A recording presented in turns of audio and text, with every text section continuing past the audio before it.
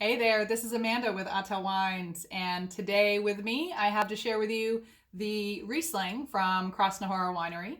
And those of you who have worked with us before or followed us are probably familiar with Krasna Hora as our biodynamic producer out of Moravia, who really focuses on producing wines with minimal intervention. They really try and take care of the grapes in the vineyard and do as little as possible during the winemaking process.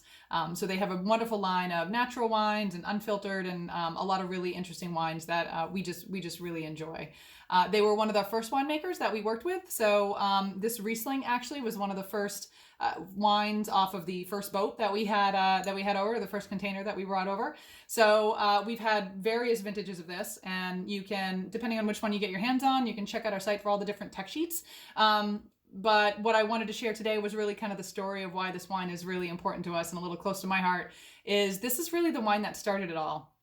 And if you've been to one of our tastings or have met with us in what shape or form or enjoyed the Riesling with us, you've probably heard the story of this being the wine that, as Heidi and I showed up unannounced on the doorstep of Krasna Hora Winery, knock, and it's like 3 or 4 on a Wednesday. We do not have an appointment. We show up uninvited, and luckily Merrick and Andre are there, and they are gracious enough to open their doors, let us in, and really set up the entire tasting of their lineup for us in that afternoon without an appointment, without any announcement.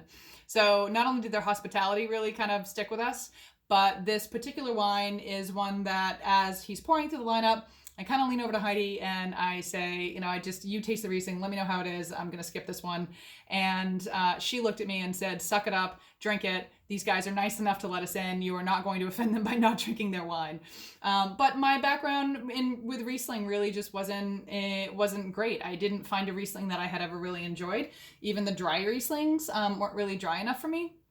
I always get a little bit of that viscosity and just sweetness to it that I just didn't particularly care for. So one sip of this, and I was quickly a convert. I've even written an article about how much I love Rieslings now that I know that there are Rieslings like this that exist. And I searched high and low over Europe and the United States trying to find this Riesling or anything like it, and really couldn't find anything. So fast forward, history the history is told that of how Atel wines really came to be, and it was predominantly a lot about this particular wine.